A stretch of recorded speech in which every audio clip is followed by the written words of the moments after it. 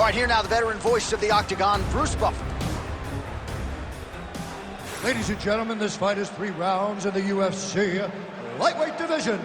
Introducing first, fighting out of the blue corner, presenting an Ultimate Fighter season winner, Nate Diaz!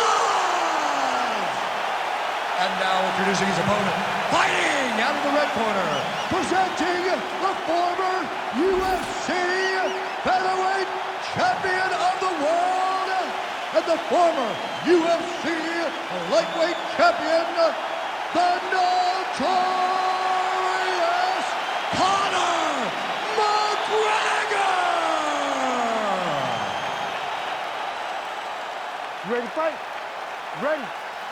All right, here we go, round 1, 2 of the biggest superstars in mixed martial arts today. How good is this? Nate Diaz versus Conor McGregor. The question beckons, though, will this fight look different than the previous 2?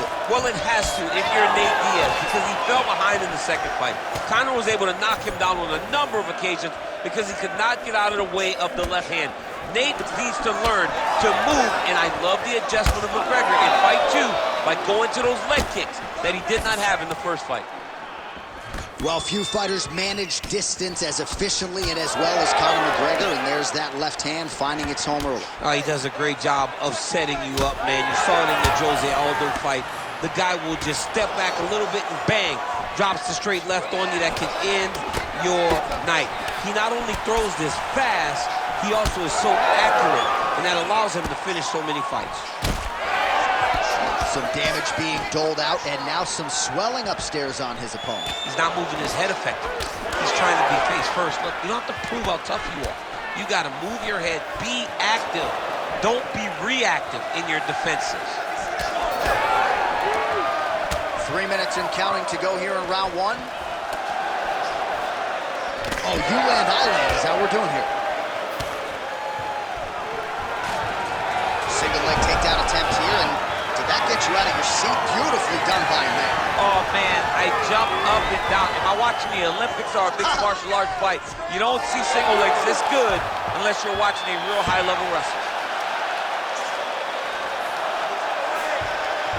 McGregor gets back up. Need to work out his position. Rips the body there.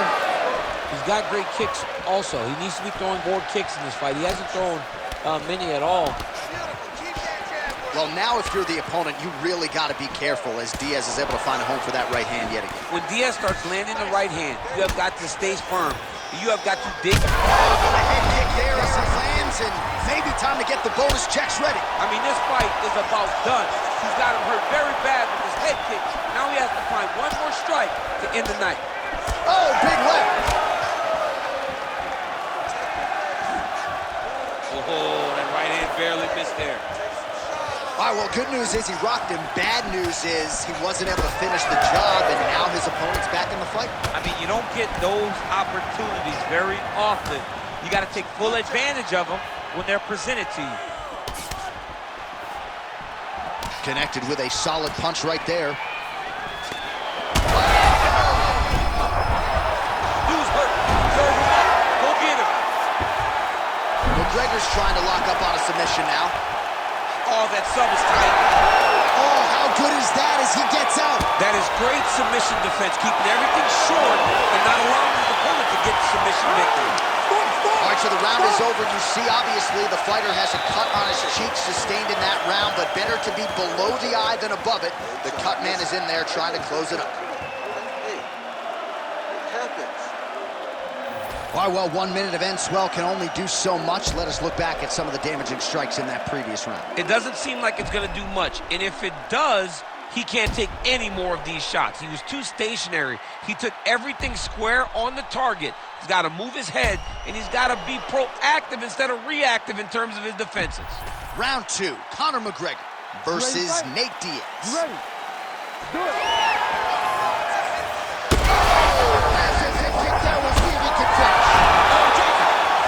Beautiful diving strike lands. Well, anytime you are in a ground fighting situation with this fighter, this man is landing brutal ground and pound.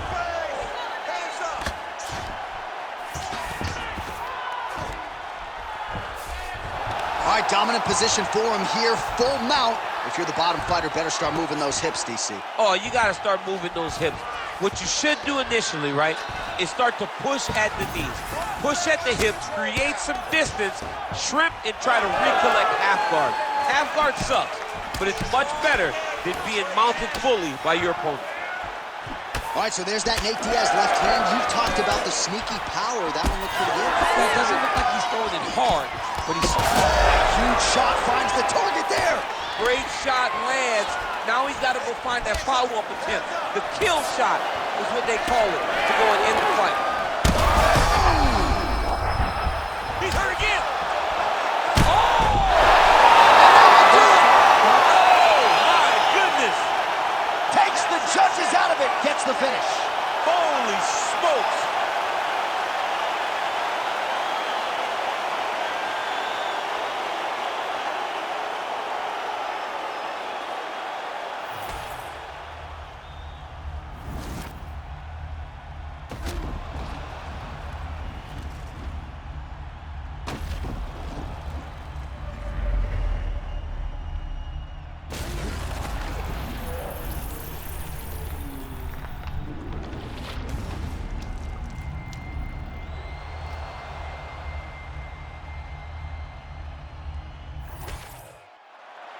Here's Bruce Buffer with the official decision.